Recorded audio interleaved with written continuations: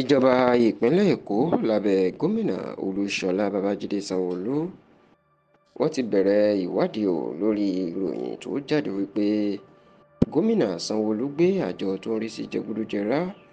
àti ìṣòwò olùbáṣubàṣu lórílẹ̀‐èdè yìí ìyẹn àjọ Economic Financial Crime Commission tó pé èèyàn mọ̀ sí EFCC ìpè tí Sanwo-Olu gbé wọn lọ sí ilé ẹjọ́ pé wọ́n fẹ́ ṣe ìwádìí òun lórí owó ìpínlẹ̀ Èkó tó ń jí gbé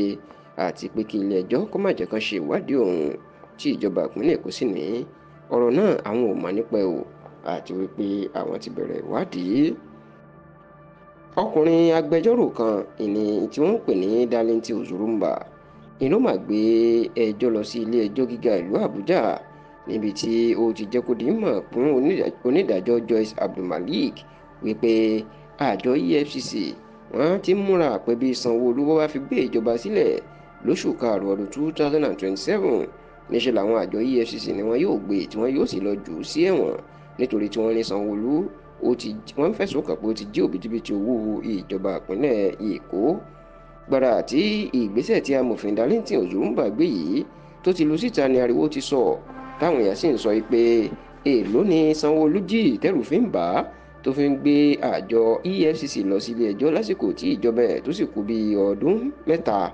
ṣùgbọ́n nígbà tí ọ̀rọ̀ náà ń jà rìnrìn Sanwo-Olu àti ìjọba ìpínlẹ̀ Èkó máa sọ̀rọ̀ síta wọ́n sọ̀rọ̀ sókè gẹ́gẹ́ bí àṣà àwọn ọmọ àsìkò yìí nínú ọ̀rọ̀ tí ìjọba ìpínlẹ̀ Èkó tí wọ́n sọ lórúkọ Sanwo-Olu nípasẹ̀ kọmíṣánná ọ̀rọ̀ ìdájọ́ ìyún tó tún jẹ́ amòfin ìjọba ìpínlẹ̀ Èkó ìyún amòfin Lawal Pedro tó jẹ́ amòfin àgbà Senior Advocate of Nigeria ní àtẹ̀jáde tán fi síta náà jẹ́ kó di mọ̀ pé Sanwo-Olu mọ̀ nípa ìgbésẹ̀ tí amòfin Darlington Ozurumba gbé rárá wọ́n ní amòfin Darlington Ozurumba kì í ṣe agbẹjọ́rò Sanwo-Olu àwọn ò sì mọ ìdí tó fi lọ ń gbé ìgbésẹ̀ bẹ́ẹ̀ pé kí àjọ EFCC kan má gbé Sanwo-Olu tó bá parí ìjọba wọ́n ní Sanwo-Olu ò ní ẹbọ lẹ́rù kankan bẹ́ẹ̀ ni kò jẹ owó Èkó tí àjọ EFCC ò ṣèrànṣẹ́ pé rí débi pé ẹ̀rù yóò wá máa bà sílẹ̀ pé bóun bá gbéjọba sílẹ̀ láàrin ọdún 3 wọn yóò ránṣẹ́ pé òun á sì ti òun mọ́lé ìjọba ìpínlẹ̀ Èkó wa ni àwọn ti bẹ̀rẹ̀ ìwádìí lórí ọ̀rọ̀ yìí àti bí irú nǹkan bẹ́ẹ̀ bó ṣe ń jáde tó sì ní láìpẹ́ láì jìnnà